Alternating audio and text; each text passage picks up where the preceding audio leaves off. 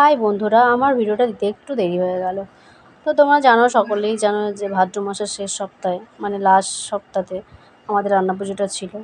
তো তার জন্য দেখো, এখানে আমার বোন আমাকে অনেকটা জোগাড় করে দিচ্ছিলো, কেননা একার হাতে করা সম্ভব নয়। তার উপরে আমি একা, আর আমার শাশুড়ি মার শরীরটা খুবই খারাপ, তার জন্য সে একদম কিছুই করতে পারেনি।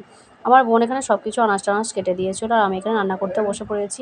অনেক কিছুই রান্না হবে, তোমরা তো জানো। 7-8 রকম 10 রকমের ভাজা হবে, একটা তরকারি হবে, সব রকমের সবজি হবে, অনেক কিছু হবে। তো দেখো, এখানে রাত্রে খাওয়ার জন্য আমি খাবারগুলো বার করে নিয়েছিলাম, যেহেতু অনেক সময় রাত্রের দিকেও খেতে আসে। তো তার জন্য বার করে নিয়েছিলাম, আর এদিকে ঠাকুরের জন্য সব আগে আগে তুলে রেখেছিলাম রান্না করতে করতেই। এখানে সব চাপা টাপা দিয়ে জাঁক দেওয়া হয়ে গেছে, আর এখানে আমরা খেতে বসবো। তো রাত্রে খাওয়া দাওয়ার পরে সকালবেলা উনুন পুজোটা করে নিচ্ছিলাম, যেহেতু এতে মা মনসার ভাত হয়েছে। এই পুজোটা করে নেওয়ার পরে তারপরে ঠাকুরকে খেতে দেওয়ার পালা। তো এখানে অনেক কিছু ডাল টাল দিয়ে পুজো করতে হয়। এটা হলো কেসে না, এটা হলো শ্যাওলাটা দিতে হয়, আর এই ভাতের হাঁড়িটাড়িতেও দিতে হয়।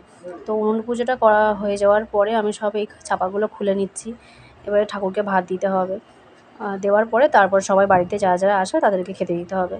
আজকে আমার ভয়েসটা একদমই নর্মাল দিচ্ছি, কেননা শরীরটা খুব একটা ভালো নেই। 4-5 দিন ধরে প্রচণ্ড খাটাখাটুনি হয়েছে, আর একদম এখনও ঘুমই হয়নি, ঠিকঠাক করে ঘুমাতেই পারছি না এসব কাজের চাপে। এখন এই মাত্র মানে একটু রেস্ট নিতেই আছি, তারপরে কেউ না কেউ এসে যাচ্ছে, তাদের খেতে দিতে দিতে দেরি হয়ে যাচ্ছে।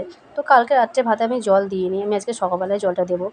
তার জন্য দুটো হাঁড়িতেই ভাতে জল দেওয়া হয়নি। একটা হাঁড়ি মানে বড় হাঁড়ির ভাতটা শুকনো রেখে দিয়েছি, যে শুকনো খাবে, আর যে জল দেওয়া ভাত খাবে মাটির হাঁড়ির ভাতটাতে জল দিয়েছি।